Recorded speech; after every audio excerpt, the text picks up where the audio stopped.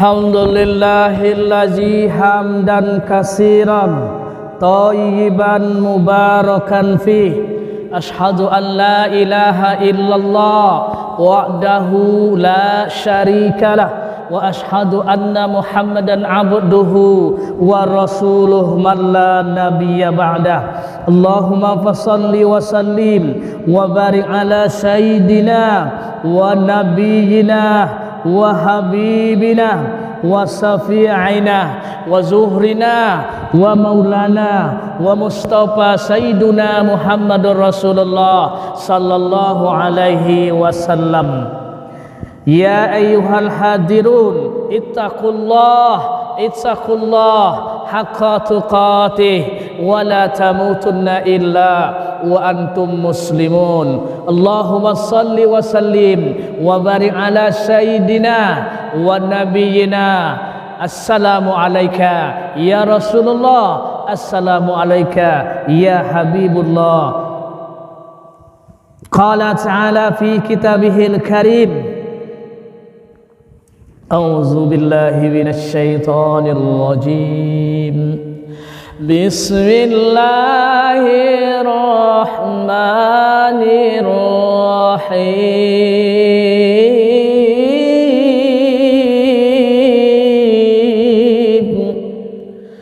Ya ayyatuhan nafsul mutmainnah irji'i ila rabbiki radiyatan mardiyah fadkhuli fi ibadi wadkhuli jannati. Sadaqallahul azim. Alhamdulillahi rabbil alamin. Bersyukur kita kepada Allah subhanahu wa ta'ala di hari Jumat yang sangat agung, hari Jumat yang sangat mulia ini. Allah berikan Jumat 4 kali dalam 1 bulan. Inilah hari yang penuh keampunan, yang mana di hari ini sedekah dan amal ibadah kata Rasul seimbang dengan puasa Ramadan. Maka untuk itu tandailah dan catatlah hari Jumat setiap minggu. Semoga Allah subhanahu wa ta'ala, karena kita ini insan yang dhaif, insan yang lemah, tidak seorang malaikat, penuh dosa dan kehilapan setiap saat, setiap detik. Dan dengan ibadah kita, semoga Allah mengampunkan segala dosa dan kesalahan kita, sehingga betul-betul kita menghadap Allah walaupun lambat, walaupun cepat, dalam keadaan telah bertaubat kepada Allah subhanahu wa ta'ala. Amin, Allahumma summa amin. Salawat dan salam kepada Nabi dan Rasul yang terakhir, Nabi Allah Muhammad sallallahu alaihi wasallam, yang bulan ini masih seluruh Indonesia bahkan jagat dunia memperingati hari kelahiran beliau, karena bukti kita mencintai beliau, bukti kita sayang kepada beliau.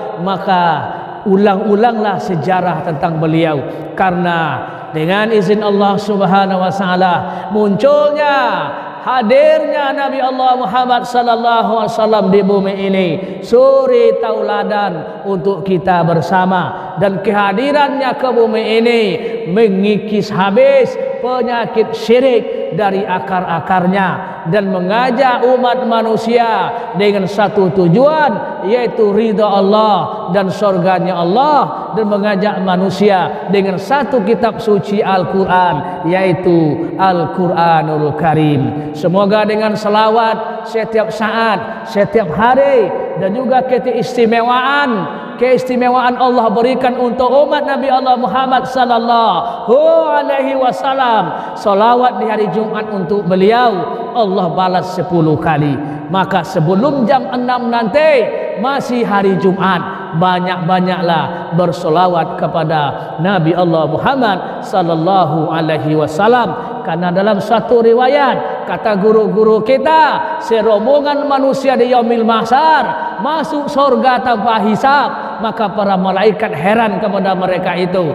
Ketika malaikat bertanya, apa amal kalian? Mereka menjawab, kami selawat kepada Nabi kami setiap hari dan setiap saat. Inilah imbalan dari Allah Subhanahu wa taala. Amin ya rabbal alamin.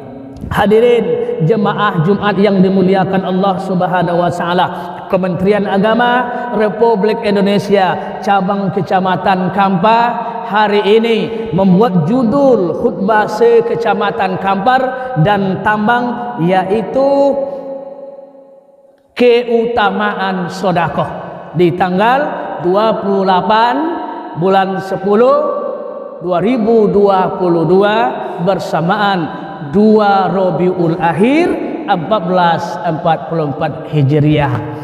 Jemaah yang dimuliakan Allah Subhanahu wa taala, pada waktu yang singkat ini kita akan coba keutamaan dan kelebihan sedekah sesuai dengan hadis, sesuai dengan kaji kita, dan sesuai dengan Al-Quranul Karim. Yang pertama, sedekah bisa mencegah kematian yang buruk.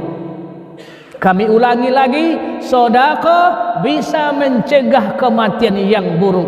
Apa maksud kematian yang buruk? Kematian yang tidak kita inginkan, dilindas mobil, mati hanyut, ditindas kayu, dan mati berdarah. Itu dinamakan dalam pandangan kita mati yang sangat luar biasa.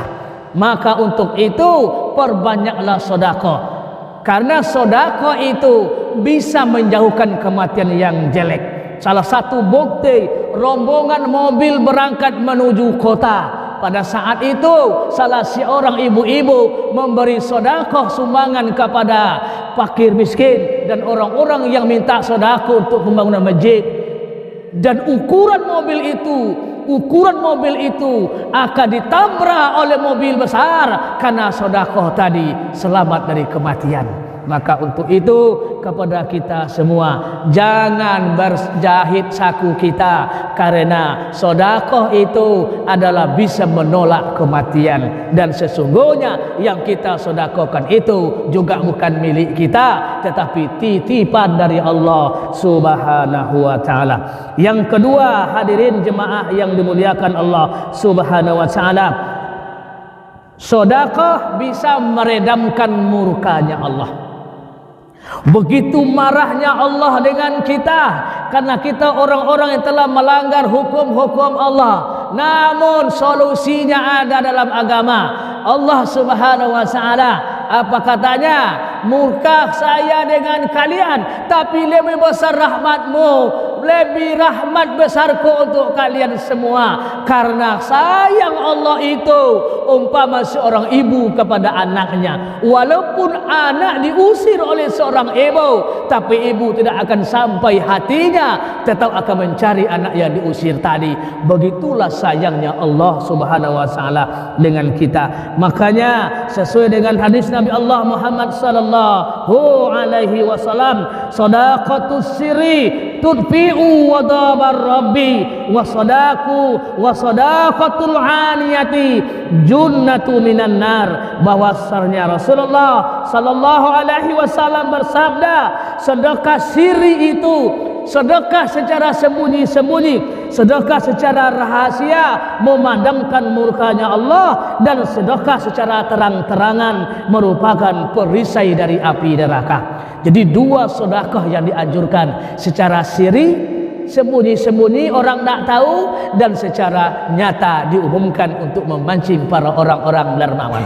Jadi sedekah dengan secara rahasia, secara tidak kenal oleh Allah, oleh orang-orang lain, oleh umat-umat yang lain, dan sedekah itu berfungsi meredamkan kemurahan Allah, meredamkan kebencian Allah untuk kita. Jadi solusi agar Allah tidak benci dengan kita, sedekahlah secara rahasia. Dan untuk perisai dari neraka jahanam, sedekahlah secara niat. Diniatkan untuk siapa dan niatkan untuk apa. Insya Allah sedekah yang kedua itu perisai dari benteng api neraka jahanam. Jemaah yang dimuliakan Allah Subhanahu wa taala, yang ketiga fungsi sedekah adalah menolak keburukan 70 pintu. 70 pintu keburukan yang akan datang kepada kita. Dengan sedekah yang ikhlas kita hantarkan kepada fakir miskin, kita berikan kepada agama Allah, maka tertutuplah bala sebanyak 70 macam. Maka untuk itu kepada kita semua, jangan kita sia-siakan, jangan kita anggap remeh sedekah ini. Makanya melalui mimbar ini kami tekankan kepada kita bersama, isma' dan simaklah khutbah yang singkat ini, bahwa sesungguhnya 70 bala, 70 keburukan yang akan datang kepada kita tertunda dengan asbab sedekah. Sedekah itu yang jelas ikhlas kepada Allah Subhanahu wa taala dimanapun berada. Yang keempat, sedekah yang keempat, kita didoakan oleh para malaikat. Siap solat subuh, siap pagi hari, ada 2 malaikat turun ke bumi. Yang satu malaikat berdoa kepada Allah untuk orang-orang yang dermawan, orang-orang yang bersedekah. Ya Allah, bagi hambamu yang telah memberikan sedekah tadi, ya Allah, perbanyak hartanya, jaga hartanya.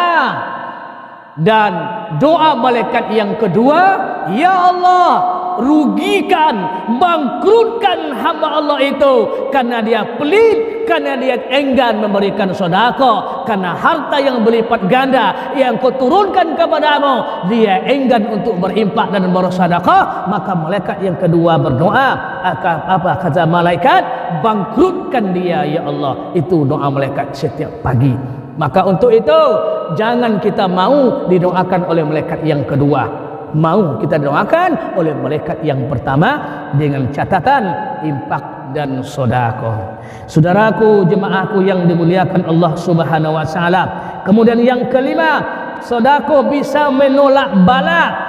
Qala Rasulullah sallallahu alaihi wasallam, as-sadaqatu tazuddul bala wa tutawwilul umdah. Dan sedekah itu kata Rasul menolak bala dan bisa memanjangkan umur. Jadi salah satu berkah umur akan diberkahi oleh Allah. Panjang umur hanya Allah yang tahu. Apakah nikmatnya dipanjangkan, apakah barokahnya, atau umur betul dipanjangkan. Karena Allah memilih alam, Allah pemilik kuasa. Terserah Allah. Jadi salah satu untuk memanjangkan umur adalah sedekah. Dan salah satu juga untuk balak tertunda di rumah kita, di keluarga kita, masyarakat kita adalah dengan sedekah. Kemudian yang keenam, dan sedekah kata Rasulullah sallallahu alaihi wasallam tidaklah mengurangi sedikit pun harta kalian. Makanya dalam hadis yang singkat, ma naqasat sadaqatu min malin, sedekah itu tidak mengurangi harta kalian.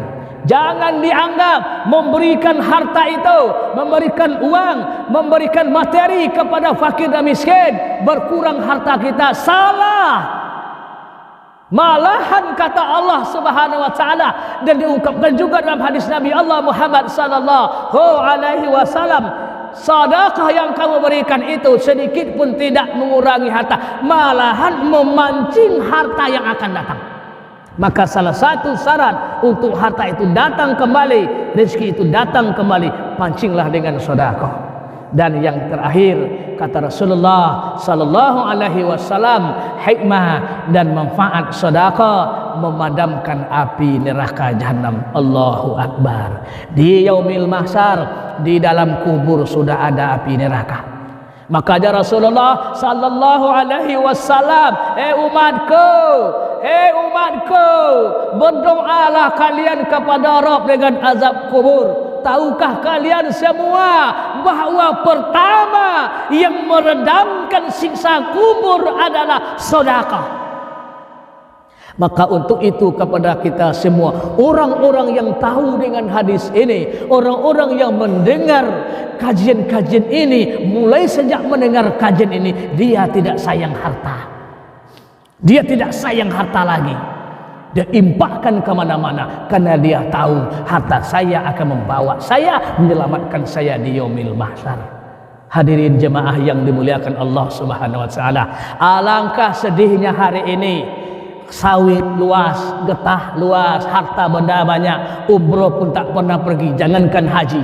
Infak sedekah pun tak juga ada, kurban pun tidak ada. Allahu akbar, subhanallah wa bihamdihi, la haula wala quwwata illa billahi aliyil azim. Coba saudaraku, jemaahku yang dimuliakan Allah Subhanahu wa taala, dalam surah At-Taubah ayat 35. A'udzu billahi minasy syaithanir rajim. Bismillahirrahmanirrahim.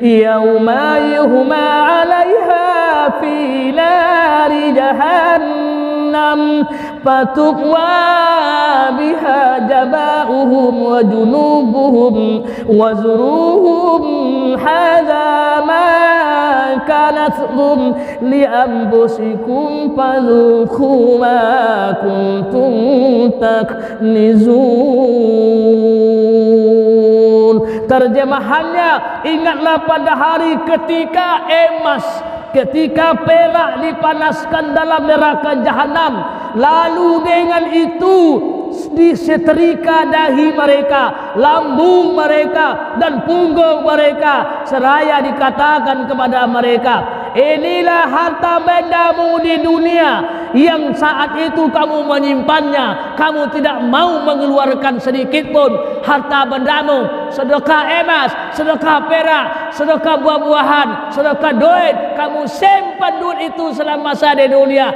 Ingat kata Allah, ini bukan kata Nabi, Allah yang berkata surah At-Taubah ayat 35. Harta yang disembunyikan, harta yang tidak dikeluarkan, harta yang tidak dizakatkan di yaumil mahsyar, harta itu dibuat oleh Allah sebuah setrika gosok, maka disetrikalah oleh Allah, oleh para malaikat-malaikatnya, orang-orang yang tidak memiliki harta tadi.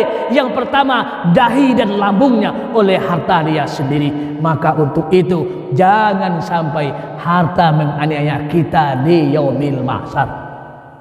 Untuk itu kepada kita semua hadirin jemaahku yang dimuliakan Allah Subhanahu wa taala, maka melalui mimbar ini, melalui forum ini, khutbah dan nasihat ini, mari sama-sama kita betul-betul yakin kepada Allah Subhanahu wa taala bahwa harta yang datang itu adalah milik Allah, dan harta yang untuk diri kita itu titipan Allah belaka.